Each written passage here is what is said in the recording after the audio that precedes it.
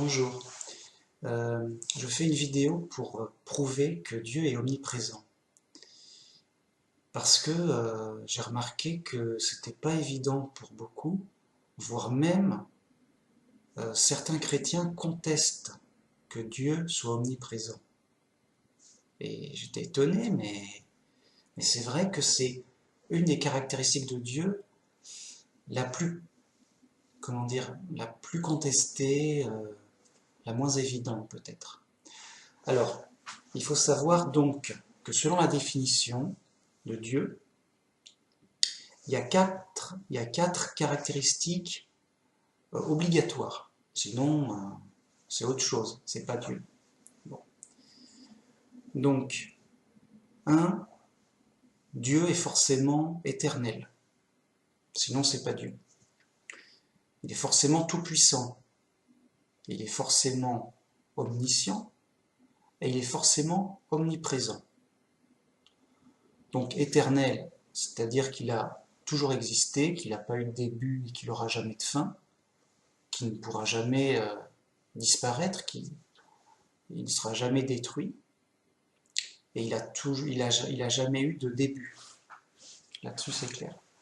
Et personne ne le conteste. Et si quelqu'un dit oui, mais en fait non, Dieu il n'est pas éternel, ben, on dit non, il y a un problème là. On ne parle pas de la même chose. Euh, si Dieu n'est pas éternel, dans ma définition de Dieu, c'est plus Dieu. Il y a une aberration logique, vous voyez. Donc si on parle bien de Dieu, ok, il est éternel. Il est tout puissant, c'est-à-dire qu'il peut tout faire, et qu'il n'y a rien qui puisse résister et qui puisse le contraindre à quelque chose qu'il ne veut pas. Ce qui fait d'ailleurs qu'il est unique. Parce que s'il y avait deux dieux tout-puissants, bah, il y en a un qui pourrait contraindre l'autre. Leur toute-puissance à eux deux s'annulerait ou se contraindrait. S'il y en a un qui veut, par exemple, une chose et l'autre veut son contraire, bah, ils lutteraient indéfiniment et ça s'annulerait. Donc, pour qu'il y ait une toute-puissance, il ne doit être qu'unique. C'est pour ça qu'aussi Dieu est unique. Et donc, euh, forcément, donc tout puissant, rien ne peut s'opposer à son action, euh, et il peut tout faire. Ouais. Donc, par définition, il n'y a qu'un seul Dieu, donc éternel, tout puissant, omniscient, c'est-à-dire qu'il sait tout et rien ne lui est caché. Il sait toutes choses, il les connaît, c'est lui qui a créé la réalité, les choses dans la réalité. C'est-à-dire que les planètes, tout a été créé par Dieu. Et donc, vu que c'est lui qui les a faites, il connaît bien sa construction. De même qu'un architecte connaît bien les plans de la maison, mais bien plus que les plans, Dieu connaît aussi en permanence ce qui s'y passe.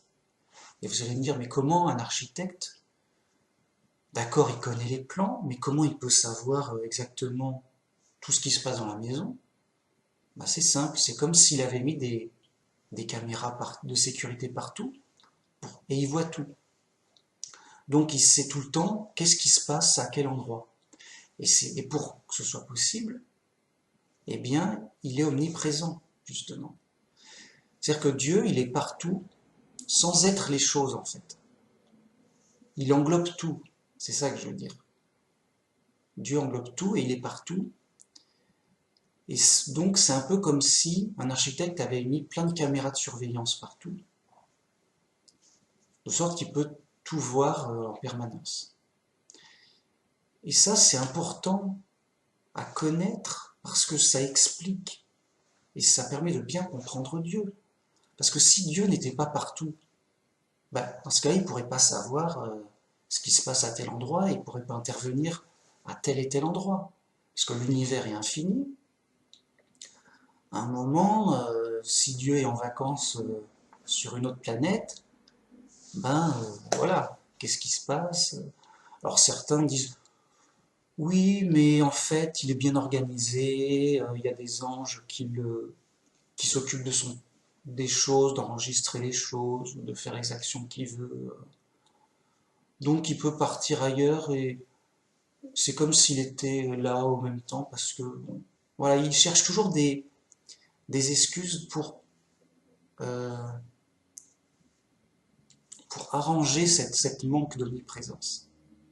Et voilà, les adversaires disent, Dieu n'est pas omniprésent, mais ne vous inquiétez pas, il agit quand même partout et il sait tout, partout parce que il se débrouille. Alors soit il a des super pouvoirs pour voir dans tout l'univers en même temps, en permanence et partout à la fois et en même temps. Ah, ok. Fait qu'il voit un tel, mais il voit aussi un tel, un tel, un tel, un tel. En permanence, continuellement, de là où il est, il dit, ah bon? Même derrière, même à l'intérieur des grottes, même. Et il peut agir partout, parce qu'en fait, même s'il est très loin, en fait, hop, il peut agir n'importe où dans l'infinité. Mais en fait, ce qu'ils ne comprennent pas, c'est que c'est justement possible parce qu'il est omniprésent. Sinon, ça n'a pas de sens. Alors, évidemment, ces chrétiens têtus et, comment dire, qui ne, qui ne cherchent pas la logique des choses, pourraient se dire, tu es dans des raisonnements humains, tu fais de la philo, ok, ça c'est bien pour la définition philosophique de Dieu. Mais nous, on ne mange pas de ce pain-là, la logique, la philosophie, Berck, la logique. Nous, on s'en tient qu'à la Bible. Et donc, si la Bible ne dit pas, il n'y a pas. Je dis, ok.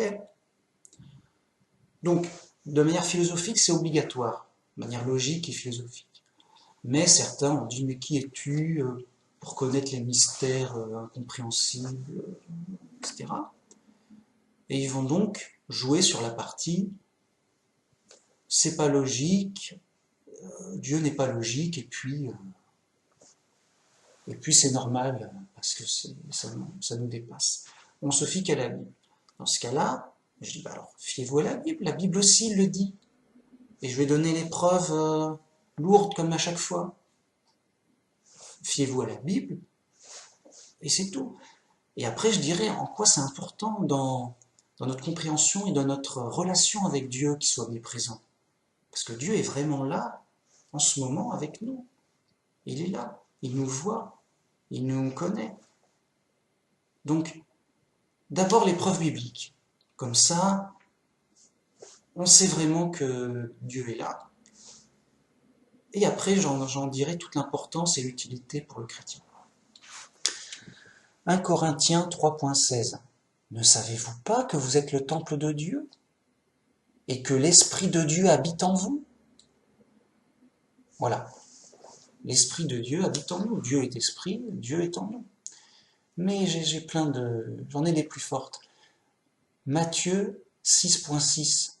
Mais quand tu pries, entre dans ta chambre, ferme la porte et prie ton Père qui est là dans le lieu secret. Et ton Père qui voit dans le secret te le rendra. Donc Jésus nous dit, quand tu pries, ne prie pas devant tout le monde pour te montrer. Où que tu sois, dans ta chambre, au secret, tu fermes la porte, t'es tranquille, t'es seul, voilà, face à Dieu. Et Dieu est là. Prie ton Père qui est là dans le lieu secret. Dieu, ton Père est là. Il est là. Prie-le, c'est bon. Et justement, l'intérêt, c'est quand on prie, on ne parle pas tout seul. On prie à Dieu et Dieu nous entend parce qu'il est là. Forcément. Et j'ai encore plein de preuves. 1 Jean 4.15. Celui qui confessera que Jésus est le Fils de Dieu, Dieu demeure en lui et lui en Dieu. Donc Dieu demeure en nous. Alors vous allez me dire, oui, mais ça c'est que pour ceux qui sont chrétiens. Mais déjà Dieu est partout. Mais si tu es chrétien, grâce au Christ, tu es réconcilié avec Dieu, et donc tu peux avoir une relation avec Dieu de père à fils, justement. Et donc une relation directe, réconciliée.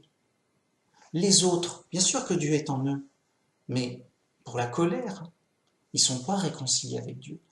Donc Dieu est partout et il est en nous, voilà. Et parce qu'on est chrétien, on est réconcilié, Dieu, on peut avoir cette relation personnelle avec Dieu. Ensuite, j'ai Psaume 139.1. Ô Jéhovah, tu m'as scruté et tu me connais. Tu as su quand je m'assois et quand je me lève. Tu as été attentif de loin à ma pensée, quand je voyage et quand je suis allongé. Cela tu l'as mesuré, et toutes mes voies te sont devenues familières, car il n'y a pas une parole sur ma langue que, voix ô Jéhovah, déjà tu la connais entièrement. Derrière et devant tu m'as assiégé, et tu mets ta main sur moi.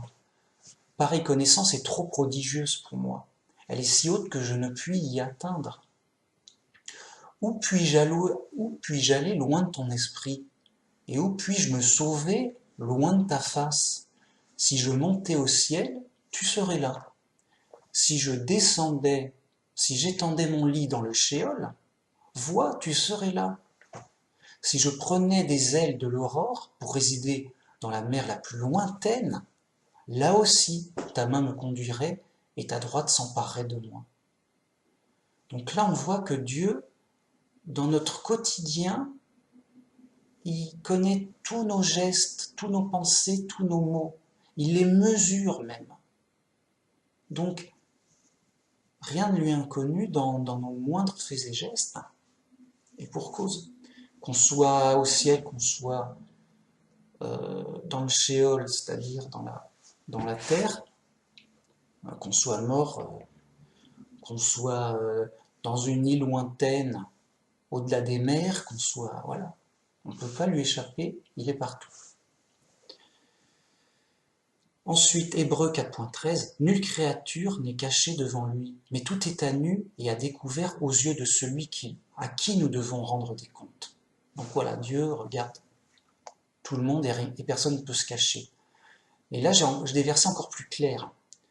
1 Romains 8.27, mais quoi? Dieu habiterait-il véritablement sur la terre? Voici, les cieux et les cieux des cieux ne peuvent le contenir. Combien moins cette maison que je t'ai bâtie. Donc les cieux et les cieux des cieux, c'est-à-dire l'étendue complète de l'univers, ne peuvent le contenir.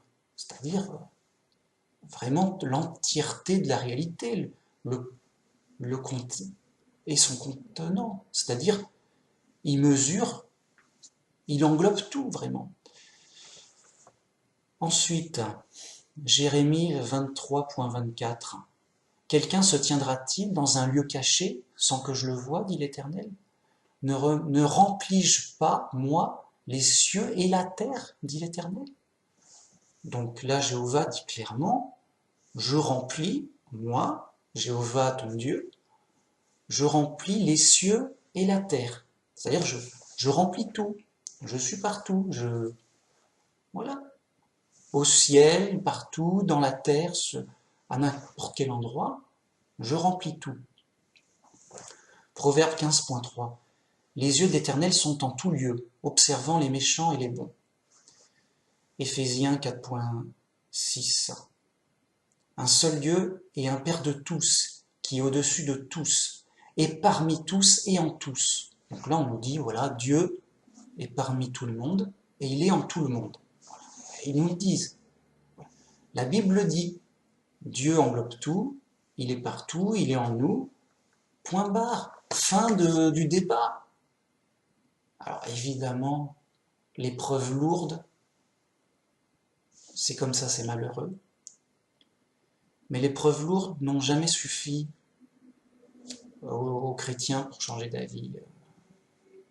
Alors peut-être qu'ils ont besoin de réfléchir, peut-être, je sais pas. Mais en tout cas, je donne mes preuves lourdes, c'est clair. Je vois pas ce qu'on peut se dire. C'est tellement... c'est qui quand même, je sais pas ce qu'il faut. Donc pourquoi c'est important? Ben, c'est clair justement. C'est pour notre relation avec Dieu. Il est partout, il est là, il nous suit.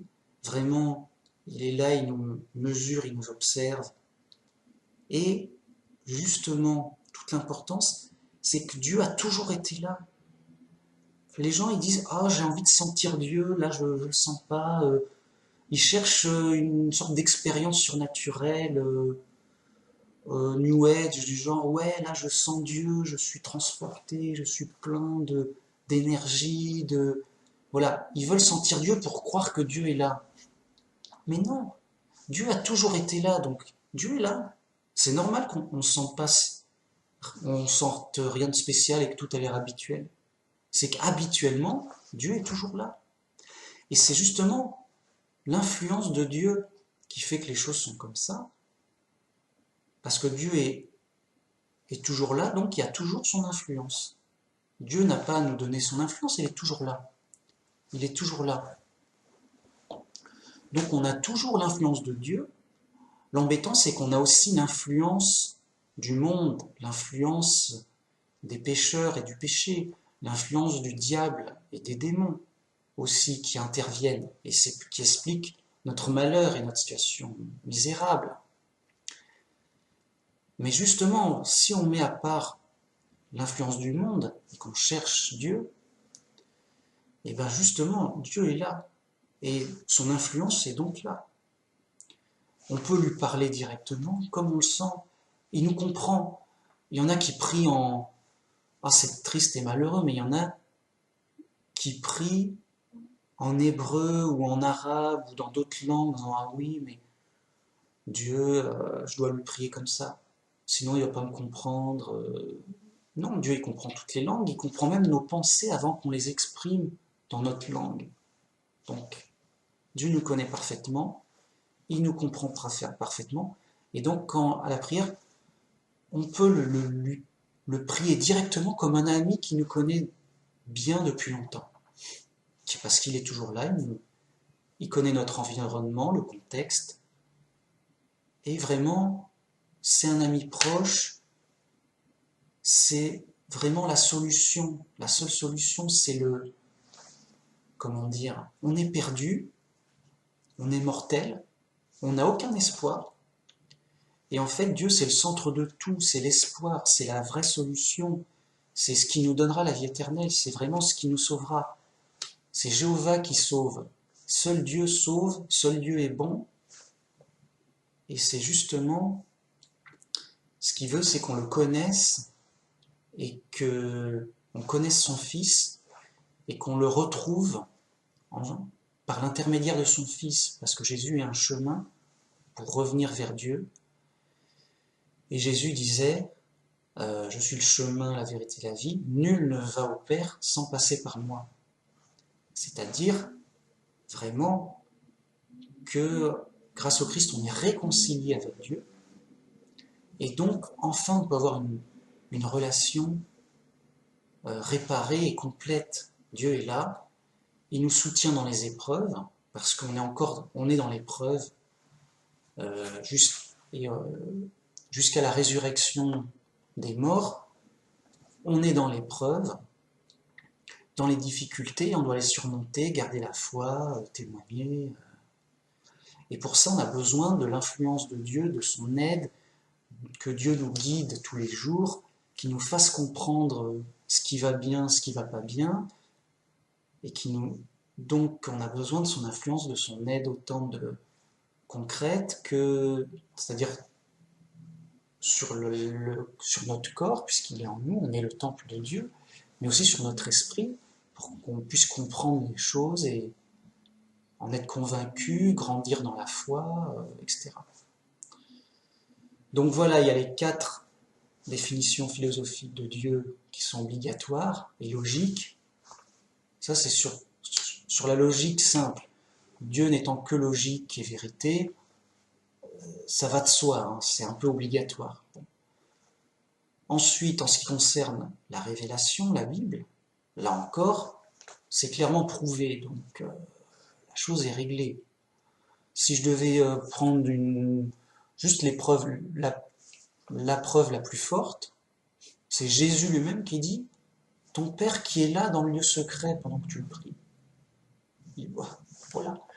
Ou alors, vraiment, une autre preuve extrêmement forte, c'est Jérémie qui dit Jéhovah dit ne remplis-je pas, moi, les cieux et la terre. Donc, Dieu dit qui remplit tout, tout le ciel, toute la terre, et qu'il est partout. Donc, il n'y a pas de problème. Au contraire, quelqu'un il est obligé de croire la Bible qui c'est écrit, quoi, je veux dire. Enfin, malheureusement, comment dire, allez, si l'épreuve suffisait, si l'épreuve lourde suffisait, bah voilà, ça se répandrait comme une avalanche, et tout le monde dit, ah, tu ignores que Dieu est omniprésent? Voilà, hop, 2 versets de preuve. C'est bon, maintenant tu sais. Ok, merci. Et malheureusement, c'est pas le cas parce qu'il y a beaucoup de fausses influences. Les gens sont dans des traditions, des habitudes, des sous-entendus. Ils sont bloqués dans les ténèbres. Ils sont dans le chemin large et spacieux de la perdition. Bref, ils comprennent pas. Même quand c'est simple, c'est évident. Et donc, non, que ça, comme pour tous les autres sujets, la preuve simple ne suffit pas. Donc, que faut-il? Pourquoi moi je sais et pas les autres? Déjà, bah, il faut la preuve, l'explication biblique, bien sûr.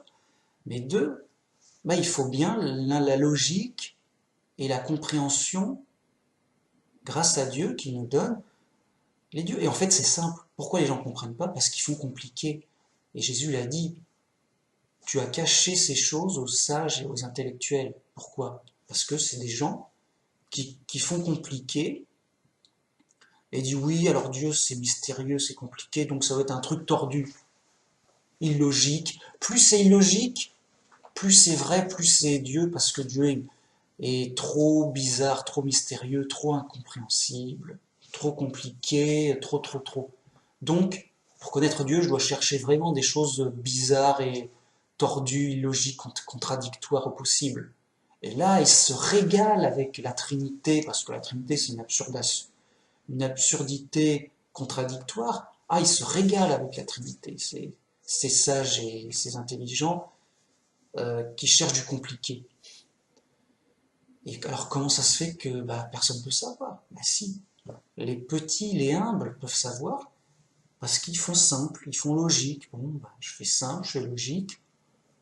On m'a dit ça m'a l'air de bon sens, ça tient debout.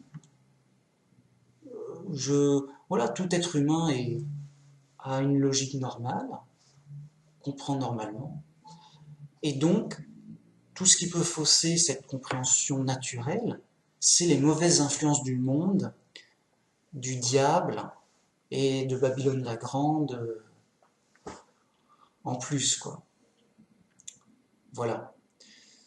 Donc, j'ai dit ce que j'avais à dire, j'ai témoigné et de ma foi et des preuves bibliques avec mon explication logique. Maintenant, je vous souhaite de le comprendre, d'être guidé par Dieu et de devenir chrétien selon la Bible simple, au plus près de la Bible, au plus près de la simplicité du message, du vrai message de la Bible. Voilà ce que je vous souhaite. Merci. Au revoir.